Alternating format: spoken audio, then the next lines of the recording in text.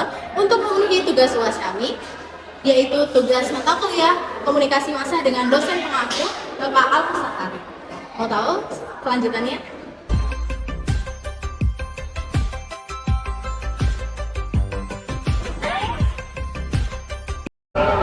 Pertama, teori jarum hipodermik. Teori jarum hipodermik. Dalam komunikasi massa, menganggap media massa memiliki kemampuan penuh dalam mempengaruhi seseorang. Media massa dianggap sebagai jarum suntik yang langsung dan cepat mempengaruhi audiens yang dianggap sebagai sekumpulan orang yang homogen dan mudah dipengaruhi. Teori ini menekankan bahwa media massa memiliki efek yang kuat dan langsung terhadap komunikan serta mengabaikan kemampuan audiens untuk mempengaruhi media. Dalam kasus Vina Cirebon, pembuat cerita memanfaatkan media massa, yaitu media sosial, untuk mempengaruhi masyarakat agar tertarik dengan cerita Vina ini. Kedua, teori efek terbatas. Teori efek terbatas. Teori efek terbatas adalah teori di mana media memiliki pengaruh atau dampak yang terbatas karena dampak tersebut diringankan oleh campur tangan berbagai pihak. Dalam komunikasi massa, teori efek terbatas yang dikemukakan oleh Joseph ini menegaskan bahwa pengaruh media massa terhadap halayak tidak sebesar yang diharapkan.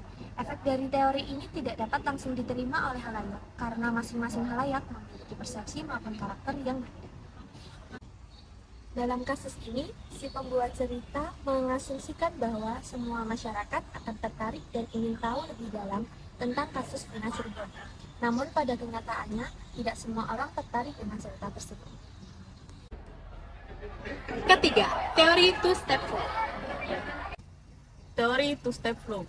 Dalam komunikasi massa, teori ini menjelaskan proses pengaruh penyebaran informasi melalui media massa kepada halayak. Model ini digagas oleh Katz dan Lazar dan menjelaskan bahwa penyebaran informasi melalui media massa tidak terjadi secara langsung, melainkan melalui perantara.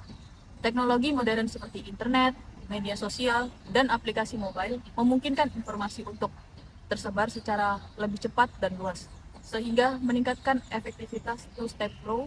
Dengan demikian, teknologi modern memperluas jangkauan media massa dan memungkinkan informasi untuk mencapai lebih banyak orang sehingga meningkatkan efektivitas two-step flow dalam mempengaruhi perilaku dan sikap masyarakat. Dalam kasus Vina ini melibatkan media sosial sebagai alat untuk menyebarkan informasi kepada masyarakat tidak secara langsung, tetapi melalui perantara untuk memperluas jangkauan media massa. Keempat, teori uses and gratification. Teori uses and gratification, teori komunikasi massa yang beranggapan bahwa halayak adalah pengguna aktif yang bebas memilih dan menggunakan media sesuai motif dan kebutuhannya. Teori ini dikemukakan oleh Eli Lucas, J.G. Blumer, dan Mikhail Buravits.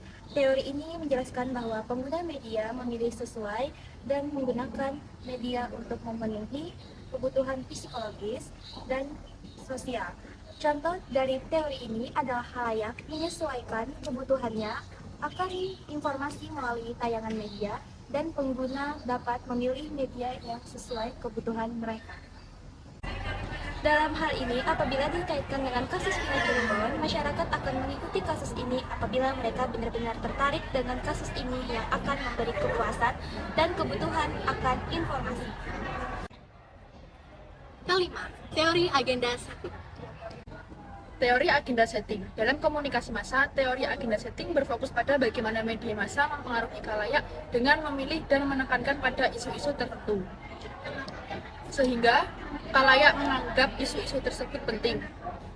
Prinsip dari teori ini adalah bahwa ketika media menekankan suatu peristiwa, media mempengaruhi publik untuk melihat bahwa peristiwa itu sebagai penting. Singkatnya, pada yang dianggap penting oleh media juga dianggap penting oleh publik. Dalam teori agenda setting digunakan untuk menjelaskan bagaimana pemberitaan tentang Vina Cirebon oleh media massa mempengaruhi opini publik. Media massa memilih untuk menonjolkan isu tersebut sehingga masyarakat memandang bahwa isu tersebut sangat penting dan mempengaruhi opini mereka. Dapat ditarik kesimpulan dari kasus Vina Cirebon bahwa semua teori, baik teori jarum hidroponik, teori efek terbatas, teori two-step flow, teori uses and gratification, dan teori agenda setting tentunya berpengaruh pada media massa terhadap halayak. Sebagai sudut pandang halayak mengenai isu-isu yang ada.